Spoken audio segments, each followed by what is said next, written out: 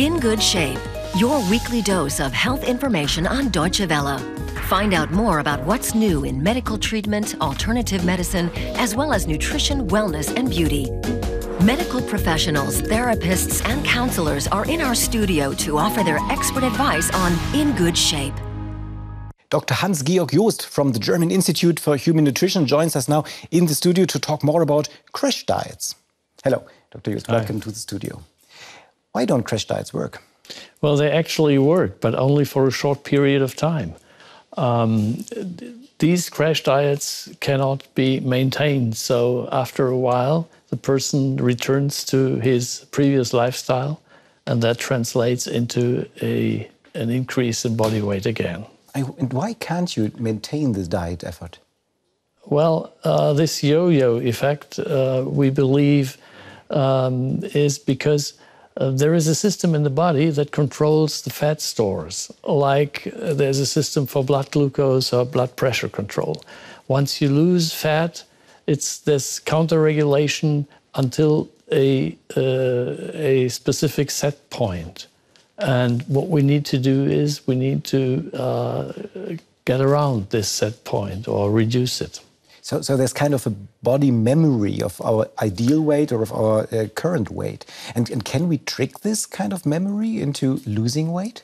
Well, we believe it can be tricked by exercising and also by a specific nutrition which is rich in fiber and then rich in vegetable and is low in sugar and particularly low in fast food. Okay. When I lost weight, I mean, it was 19 kilograms I lost, I usually made it a habit to to scale myself and to weigh myself. So is it very important to get on the balance and see how much you weigh and how often should you weigh yourself? Yes, and I would recommend daily weighing at a specific point in time, and that will be in the morning before breakfast. And you would recommend doing it daily, not weekly? I would recommend doing it daily simply because the fluctuations which you would see are not only determined by a change in the fat mass, but more so by a change in the water. So the reading is not really accurate, and so you have to monitor it daily, in my opinion. Okay, and don't be afraid if it jumps up for, say, half a kilo, because this is normal fluctuation. That will be water. Okay. A jump or loss in 1 kilo per day can only be water. When does being overweight cross a line into obesity? There's a definition that says the body mass index above 30 would be obesity. However, one needs to know the body mass index doesn't accurately reflect the fat part of the body. A heavyweight boxer would have a body weight of 28 or 30 and has no fat to spare. With all muscles then? Yeah, it's all muscles. And is it important where the fat things are on your body? So is an abdominal fat more dangerous than, say, at the limbs? Yes, that's exactly the point. The unhealthy fat is the abdominal fat, we say visceral fat, and that would cause metabolic effects and would increase health risks. So there are big consequences if you're having a big tummy. The consequences would be an increase in liver fat, and that would affect glucose homeostasis and lipid metabolism, and that's a major risk factor for heart attacks or stroke. In today's hectic climate, what does a balanced meal look like?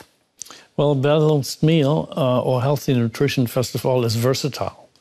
So with lots of fruits, vegetables, bread, and it should have a strong focus on vegetable fat and fewer animal fat. There should be lots of fiber from cereals, and there should be very little sugar in the diet. And what about fish? Is fish part of a healthy meal? Fish is indeed part of a healthy meal. And how have the eating habits changed over the, say, last 20 years? I'm thinking about portion size, for an example. Studies say the portion sizes have about doubled in fast food restaurants. Our nutrition has changed in the way that we consume convenience products. This is pre-manufactured foods. We don't cook much anymore. So the home-cooked meal, this would be the healthy thing. Yeah, that would be healthy because we know what's in there. Okay. When you buy a pizza, a ready-made pizza, you don't know how much sugar or salt or fat is in there and how much calorie it has. So if you're up for some weight loss, what about eating late at night or just skipping dinner? Is this an alternative for losing weight? That has a plausible biochemical concept, but it's not proven.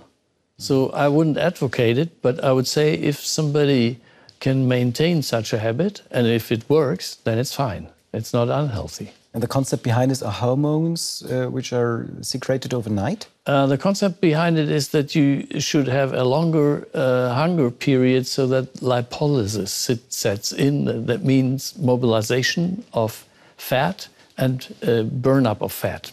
Okay. So if you burn some fat, like during exercise, if you go for a sport, this can support some dieting efforts, doesn't it? Yes, I think it really does. I think you don't need to eat more when you do exercise. So I really believe exercise is one of the keys to So you don't have to fill up weight. just for the exercise, to eat more calories to get better. And if you simply don't have time to exercise over a busy schedule? Pay attention to the small daily occupational things you might do. Take the stairs, don't take the elevator, don't take the escalator, walk if it's half a mile and do not take the car, and keep standing up even if you want to sit down. Okay. Let's talk a bit about those little helpers like diet pills. There are a lot of different things on the market, aren't there? Most of them have serious side effects or potentially serious side effects and are not recommended or not even on the market anymore. And others don't really work well. So they are no option? It boils down to the lifestyle always. So again, the option is that you have to find a way for yourself, a personal way, what you can give up. And how you can best be satiated with lower amounts of calories. So now I want to have you a very good tip. Our viewer, Mr. Calderón from Brazil, wants to know how can you lose weight if you're always feeling hungry? The $1 million question. That is difficult. So I would say find ways to be satiated. For instance, drink water or coffee, eat cereals, eat vegetables with low calories. So fill up with healthy stuff. Yes. Thank you so much for being with us in the studio. Thank you. Thank you.